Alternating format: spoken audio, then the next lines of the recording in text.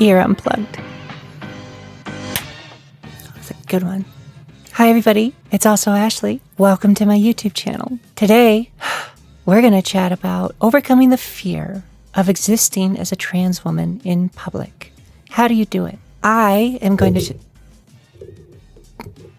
I keep doing that. Hold on. I am going to tell you a personal story, and hopefully it's something that you can relate to and also process. I get asked a lot by my fans, how do I overcome the fear, or how do I face the fear of existing as I do, especially in public? First off, let me say society sucks that it's creating that sense of fear for anybody. If going outside and existing instills fear in anyone, I would say we're not quite there as a society yet, in any regards, trans or not. But since this question comes up so often in my fan base, I thought I would actually address it and talk about my own personal experiences that maybe folks can relate to.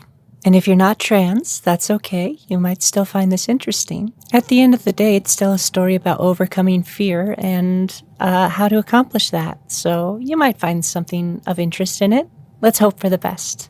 Anyway, let's get started. I have a long and intimate relationship with hotel rooms. That's where we're going to start. I've been making content, cosplays, photo sets online for 15 years, as most of you know. And I can say without a doubt that my content has evolved over that time. I would hope it would. But also my relationship with my content has evolved. I started in my old tiny apartment, shooting against a white wall and hoping no one would recognize me. That evolved into taking risky situations like shooting near a window or, heaven forbid, out in the shared apartment hallway. But I suppose the way to establish this is the more content I shot, the more I kind of wanted to change up the variety. And in an interesting way, it forced me to try and find new locations, new unique spaces. As a budding trans woman, quite literally, who had a lot of shame and fear associated with my cross-dressing at the time, you would never have found me going outside or interacting with the world during that time period. The judgment I thought I would face, the negativity, the conflict that I feared would happen the moment I stepped outside of my door drove me to stay indoors for a long time. But thanks to all of you, I got a bit more of a following. And it got to a point where I'm like, I can't just shoot against a blank white wall forever. So I had a genius and devious plan. I decided, if I save up some money, maybe even fund it through Patreon, I can actually book a hotel room and completely change out the background of my sets. So at no point was I ever like, it might be fun to book a hotel room for a weekend and just enjoy it. No, of course it was related to work. I had to do it for work, you know. My experience the first time I locked the door behind me in a hotel room, laid out all of my sexy clothing on the bed to prepare for shooting, and then looking around and seeing no judgment, a new space, excitement, euphoria. It all started overwhelming me.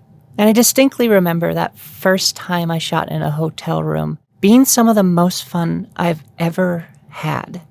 I felt so free, so unburdened from my own shame, from fear and anxiety. No one was going to come through that door, especially since you could grab that little thing and put it on the front and say, "Do not disturb."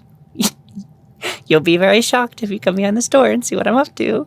In a way, I could basically enjoy existing completely removed and severed from the outside world. My own little safety bubble, in a way, right? I got to a point where I could start to do this as a more reoccurring thing. I've had a lot of success in changing up my locations and changing up my sets and theming things around. And it started becoming more and more of a workload. It wasn't throw 1 or 2 outfits in a suitcase. It was have 5 or 6 suitcases full of gear and tripods and 7 or 8 outfits, some of them cosplays. It became this ordeal. And it went from spending a night and shooting in a hotel to booking a weekend in a hotel so that I could really create content. Just so you know, I still do this. It's a blast. I enjoy it a lot more. It's now a healthy mix of enjoyment and work, and not just all work the way that it was back in the day. Here's the thing. about doing that more and more and more often, especially as I grew as a content creator. You get to a point where you're staying at a hotel for more than one day and you start to get hungry and you start to miss a bit of the outside world, because only existing in a safety bubble gets a bit boring sometimes. So I started getting to a point where I realized I needed to start getting comfortable with the idea of leaving the hotel room. But at the time, if I wanted to do that, I had to completely dress down, remove everything, right? Go back into masculine mode so I could leave the hotel, only to come back and reset myself. Oh, I was so concerned about doing room service. What if they saw me? I remember calling and being like, "Can you leave room service at the door?" They're like, "No, you have to sign for this." It's like, shit. Okay, can I put a robe on? Can I wear one of those masks over my face? How do I avoid someone seeing me? Heaven forbid. Bear in mind, this was still a while ago. The point of this is, like, I did get through these things, and I know you will too. Also, over that time period, as I shot in these hotels for longer periods of time, I started becoming more and more comfortable and understanding of who I was. A lot of that in realizing that this presentation I was doing wasn't just a gimmick for me. It wasn't just a show. It was becoming a part of me. And those feelings of wanting to leave the safety bubble of a room started becoming stronger. Not just because of my boredom, being stuck in a hotel room for 4 days, but also because I started to desire leaving. I wanted to leave. I wanted the world to start seeing me like this in person, not just through a phone screen. Scary. So terrifying. But I eventually made it to the day where I decided in my brain I was going to leave this hotel room for the first time, dressed exactly how I wanted to be dressed, and letting the world see Ashley, whoever that may be. I mean, looking back, I'm like, maybe someone cleaning a room. And you overthink these things, right? Like, do you think that someone cleaning the room down the hall is going to see me leave and suddenly have their entire world view change and only revolve around me? No, of course not. But when you have a lot of shame and societal pressure about existence, you start to make up scenarios in your head that go off the rails very quickly. But I suddenly realized I was fully committed to walking through that door and experiencing things for the first time. I wanted to go down to the lobby and buy an energy drink because I had a lot of shooting left to do. I can do this. I said to myself, I can do it. Ash, you can do this.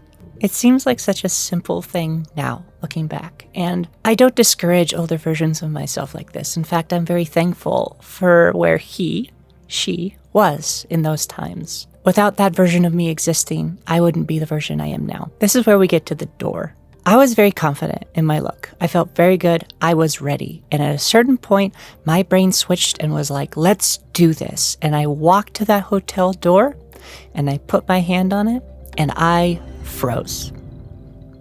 I just sat there, just grabbed the handle and locked in, staring. Blair Witch style, just at a door. And it took me a long time to try and figure out what was happening. Because I had already decided I was going to go outside of that door, right? Why was I stopping? Why couldn't I move? And it was hard to admit, but it truly was just fear. And I had to sit there and process where it was coming from, why it was doing that. As I started trying to process, I let go of the handle and I walked back in the hotel room and I just started pacing. And for the next hour and a half, I would walk up to that door and I would grab the handle and I would freeze and I would process and I would let go and I would begin pacing. I would have looked a little absurd if anybody was observing me during this period. But talk about ultimately facing your fears. I started to realize that that door, that hotel door, was like a portal for me. For me in particular, the moment I stepped through that portal, I was entering a different world, I was exiting my safety bubble. I was actually putting my physical self out there. This wasn't protected by a screen. I wasn't hiding in my own home. I wasn't locked away with a little door tag. This door was terrifying to me because it wasn't just a door. It was an entire new version of myself I'd be seeing on the other side of it. That was the fear I was having. That combined with worry, concern for my own safety. So when I hear from folks talking about fear, wondering how you can get through that door and asking those questions of me, trust me when I say I've had those feelings. It was almost 2 hours at that door before I finally took one giant breath like I was jumping off a high dive and tore that door open and walked through it. The wild part about that is that I thought this feeling of fear I felt at the door was going to continue throughout my entire trip down to the lobby. I think part of my hesitation, part of the reason I locked in, was because I thought that feeling of fear was going to exist the moment I continued walking through and all the way up until I came back into the safety bubble of my room. The moment I stepped through that door, all of that fear, all of that stuff that locked me in and shocked me went away immediately. It was done. It was gone. It was euphoric. And once you cross that threshold, you're forced to be in the space that you've been so scared of. And once you enter it, you realize you're still the same person, still the same world. I went down the lobby and got my energy drink, and then I kind of, went a little faster than you'd probably think going back up to my room. And I felt this sense when I closed the door of relief, not from being back in the room in my safety bubble. Relief in the fact that I actually did the thing I wanted to do and went for it. Despite my fear, despite my anxiety, despite my safety, Now you would think, moving forward, every time I stayed at a hotel room, that maybe walking through that door would have gotten easier and easier every time. Because the truth is, I wanted it more. I wanted to go out and experience that more often. I wanted to be me more often. I wanted to not be held back by a fear and anxiety I did not want to exist in. And I felt like doing that simple act of leaving the hotel room was going to help me not lock up at that door every time. I froze at that door every time after that. Every time. I stayed out there for longer and longer gaps of time. I had less anxiety before touching that door. And, to be honest, the amount of time slowly ticked down. It went from 2 hours at the door to an hour and a half at the door to an hour at the door to 45 minutes at the door. And every time I did it, that gap of time got shorter. The feelings of fear, the locking up, those still existed. That was still there that whole time. It's just the period in which I experienced them got shorter. This was my own personal experience, but that's kind of how it went. And slowly my doors expanded. They weren't just hotel room doors anymore. They were doors to my home. They were doors to my friend's house. They were car doors. And as time went on, that hesitation, that amount of time just got shorter and shorter and shorter and shorter and shorter. So, where am I now with all of that? Well, it's part of the reason that I'm telling you this. This last weekend, I was in San Diego, stayed at one of the coolest hotels I've ever stayed at, and I realized for the first time in 15 years that I didn't hesitate. That I didn't hesitate at the door. It was just a door. It was no longer a portal. It's no longer this fucked up thing that I had to stop at and hold. It was just a door. The euphoria from that is unimaginable and hard to describe.